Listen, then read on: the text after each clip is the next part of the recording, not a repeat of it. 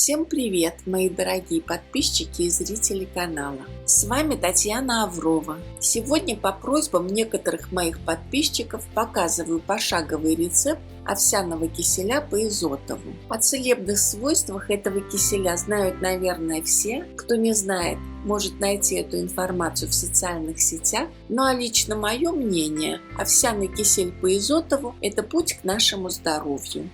Для приготовления концентрата киселя я буду использовать 2-литровую банку, но желательно для этого иметь 3-литровую банку. Тогда концентрата киселя получится больше. У меня просто нет 3-литровой банки. Для киселя используем овсяные хлопья Геркулес, только те, которые нужно варить. Ни в коем случае не овсяные хлопья быстрого приготовления. Овсяные хлопья перемалываем в блендере или в кофемолке до состояния крошки и выкладываем в банку. В описании под видео я укажу состав ингредиентов для 2-литровой банки и для 3-литровой банки.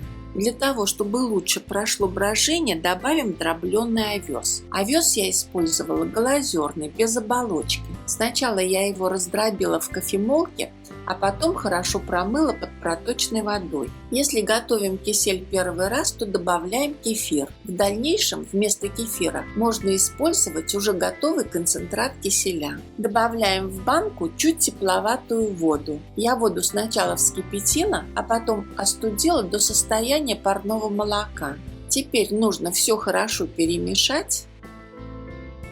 Далее банку со смесью нужно плотно закрыть. Но помни, что в результате брожения выделяется углекислый газ, банку можно закрыть резиновой перчаткой. И герметично, и углекислому газу есть куда выходить. Чтобы ограничить поступление света, под воздействием которого могут происходить некоторые реакции, разрушающие полезные вещества напитка, накроем банку кухонным полотенчиком или каким-нибудь чехлом, можно из бумаги. Оставим смесь для брожения на 2 дня и оставляю тут же на кухонном столе. Главное условие для брожения – это температура в помещении 22-28 градусов по Цельсию. Если в квартире холодно, то банку можно поставить к батарее, но при этом помнить, что при температуре выше 28 градусов брожение тоже не пойдет. Прошло чуть больше 2 суток. Содержимое банки имеет чуть кисловатый аромат, на поверхности плавают пузырьки газа, смесь разбилась на прозрачную фракцию и на белый осадок. Далее содержимое банки хорошо перемешиваем, а затем фильтруем, используя сито, которое помещаем над эмалированной кастрюлей. Небольшим количеством охлажденной кипяченой воды промываем овсяный жмых, который остался в сите. Промываем до тех пор, пока вода, которая будет течь из-под жмыха, практически не станет прозрачной. Получилось 2 компонента. Это жидкая составляющая, фильтрат, из которого будем делать концентрат овсяного киселя, и овсяный жмых, который ни в коем случае не выбрасываем. Это очень ценный продукт, его можно добавлять в каши, в выпечку. Фильтрат сливаем в баночки и ставим отстаиваться часов на 18-20.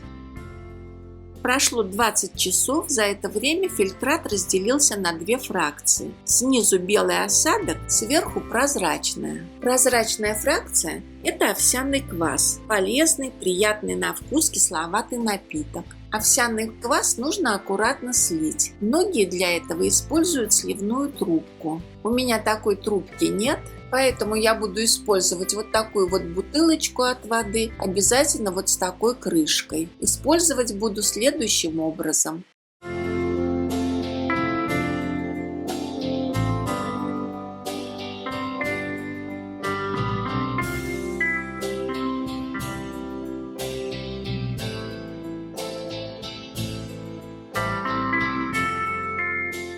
В итоге у меня получилось вот такое вот количество концентрата овсяного киселя, примерно грамм 300. Овсяный концентрат нужно хранить в холодильнике, он может там храниться до 10 суток. Конечно же, я сразу решила приготовить кисель. Состав и количество я укажу в описании под видео. Сразу скажу, что желательно кисель не готовить в металлической посуде, потому что металлическая поверхность посуды вступает в реакцию с содержимым, и в результате нарушаются лечебные и даже вкусовые свойства киселя. А в случае с нержавейкой эти процессы, конечно, мало заметны, но тоже имеют место быть. Поскольку я решила, что овсяный кисель Изотова прочно войдет в мое меню, я обязательно приобрету небольшой эмалированный ковшик для приготовления этого киселя. Готовим кисель непрерывно помешивая. Я готовлю на большом огне. Готовить кисель можно на овсяном квасе либо на воде. Если у вас повышенная кислотность, то готовьте кисель на воде. Если пониженная, то можно готовить на овсяном квасе. Готовим до закипания. Если вы любите более густой кисель, то количество концентрата можно увеличить. Мы любим кисель такой средней консистенции, не густой, но и не очень жидкий. Готовый кисель разливаем в чашки. На вкус овсяный кисель очень похож на обычный домашний йогурт с легкой кислинкой. Кисель не только очень полезный, но еще и лечебный. Я читала, что с помощью овсяного киселя по Изотову можно излечивать практически любые болезни. Употребляют кисель на завтрак, можно с добавками, с маслом, с медом или что-то на собственный вкус. Для оздоровительных свойств желательно 3 часа после этого ничего не есть и не пить. И, конечно, не рекомендуется кисель на ночь, поскольку он обладает бодрящими свойствами. Чтобы не пропустить новые видео, подписывайтесь на канал, ставьте лайки, пишите комментарии и будьте здоровы. Всем пока, до встречи!